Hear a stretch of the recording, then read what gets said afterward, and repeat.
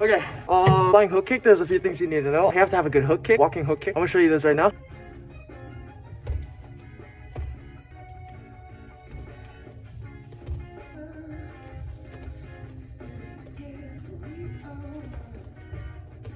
Hopefully those are good. There's two styles of hook kick that you can use. There's a really big straight leg, sort of like a rainbow. And then the second one, it's more of a snap out and then a chamber in. So you have this straight leg and then you pull the heel back when you do the kick. The kind of kick that you use is really your preference. I like to use the big rainbow hook kick just because of that really nice shape that it gets. But of course, the chamber hook kick looks a lot snappier and it's considered the more proper technique. I think it can get you a little bit more power if you choose to do it that way. Now, when you're approaching the flying hook kick for the first time, or if you practiced it before and you have no idea how it works, yeah, walking hook kick is a really good place to start. When you do your walking, make sure that you're keeping your steps really small at first. You're trying to bring everything down to a minimum and then you expand more and more as you practice and you get more used to the motion. So at first, walking hook kick, keep your steps really small, keep your hook kick really small, sort of relax as you do the walking hook kick technique. Let me show you this. So once again, you're gonna keep your steps really small, relax when you do your hook kick, try not to put too much power into it, try not to make your motions too big.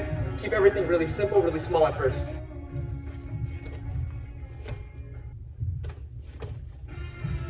I didn't put a lot of power behind those kicks, just kind of relaxed and then went through the motion just to train my brain, get used to this one leg takeoff into the back hook kick. After you get used to that, we're gonna add the hop. Same thing, keep your motion small, keep it simple, keep it tight, relax as you do it, try not to put too much power as you go into the motion. When you do your little jump, you're not gonna use your knee too much, you're just gonna throw this leg forward and then land on it. You're just gonna switch legs. So one more time, the foot that I'm lifting with first is gonna be my right leg. So what I'm gonna do is I'm gonna lift my right leg forward and then just switch legs. Lift and then switch. Nothing too fancy so far. Now at this point, all you have to do is change the way where you're looking. So what you do is you lift the flying leg, you land on the flying leg, but the entire time you're doing this, you're gonna keep your eyes forward on the target for basically the entire time. So same thing, I'm gonna lift, switch, but I'm gonna keep my eyes forward this time. Keep your eyes forward, lift, and then switch. So that time when I kept my eyes forward and I did the lift and switch, you'll notice that I had to turn my body a bit more. There's a bit more twisting motion, not so much jumping motion though. Focus more on the spin than the jump at first. Before, during the first step, when I did the first lift and switch, I only turned my body 180 degrees. But when I used my eyes, when I spotted a target, you'll notice that I had to turn my body a bit more, so I had a full rotation, a full 360 degrees. Make sure you take your time with each of these steps. You're gonna drill each of these until you get comfortable, until you get used to the motion. Make sure that you have balance and full control the entire time. So yeah, just drill the moves until you have full control and you're not stumbling or anything like that. All right, so real quick recap: lift and switch, and then lift and switch with the spot.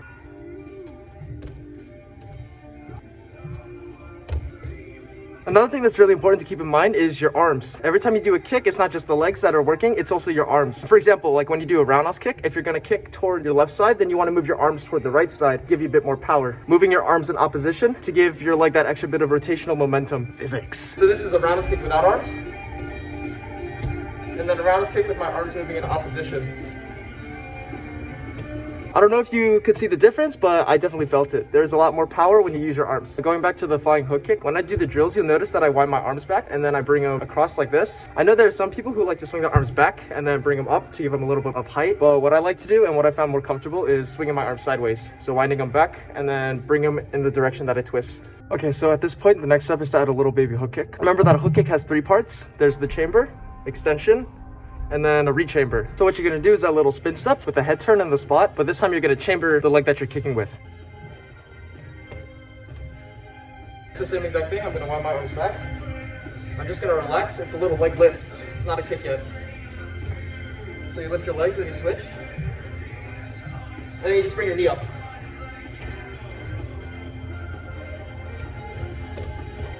Easy peasy. Okay, so what we're gonna do now is we're gonna take that previous step, we're gonna take this step, and we're gonna combine them to make the next step. So what this step is gonna be is the same exact thing. You're gonna lift your leg, step over, and then this time instead of a chamber where you have your knee bent, you're gonna try and keep your leg straight, and then a bit higher this time. So instead of keeping your leg low, you're gonna try and lift your leg up. Alright, so remember, you're gonna lightly swing your leg, and then this time instead of a chamber, you're gonna straighten out this leg.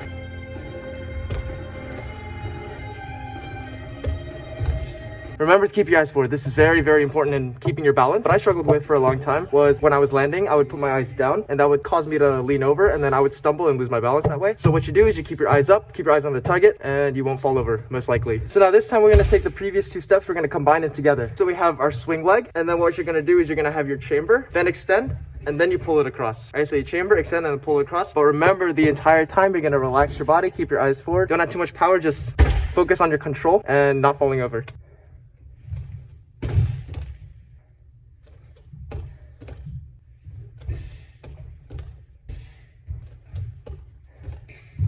This part is a bit tricky. What a lot of students will struggle with is not rotating enough. So what you do there is you just have to wait out the twist. You have to spot your target first before you go for the kick.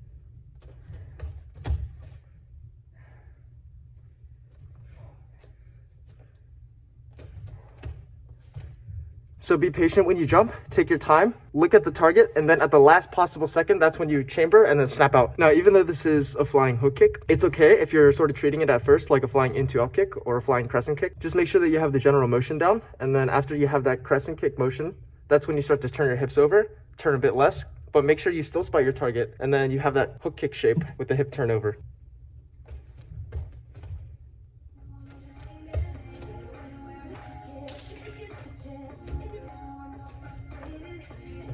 You'll notice that in my flying hook kicks, my swing leg isn't straight, it's sort of bent. I use my knee to drive the motion upwards.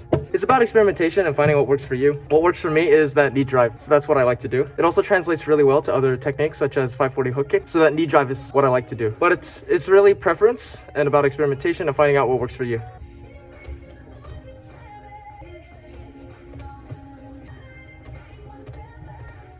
So tired, bro. Another way you can approach this move is by learning how to do a jumping hook kick off of 2 feet. So it's the same exact concept where you keep your body straight and you keep your eyes forward. Just relax into it. When you turn your body and spot your target, that's when you throw your hook kick out. Not before, not after. You have to wait till the very last second. So here's a regular hook kick. Here's a spin jump. So same thing, I'm gonna move my arms to the side and then pull it across.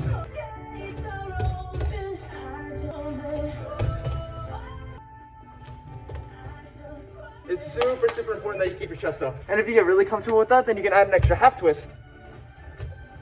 But remember to twist first, spot the target, and then kick at the last second. For spinning kicks, or any type of move really, spotting is key. But remember, every time you start to lose your balance, take a step back. If you really need to, work your standing 360 spins. That's a really good place to start. As long as you have control in your 360, learning flying hook kicks should be no problem. I know this was a move that I struggled with, so if it takes a bit of time, that's okay. I really didn't get it until I was like 3rd dan or something like that. So yeah, just remember the key points. Keep your eyes up, spot your target. Make sure you complete the spin before you do the kick. Don't try to rush the kick, and drill your basics. That's really all I can think of right now. Flying back hook kick, good luck.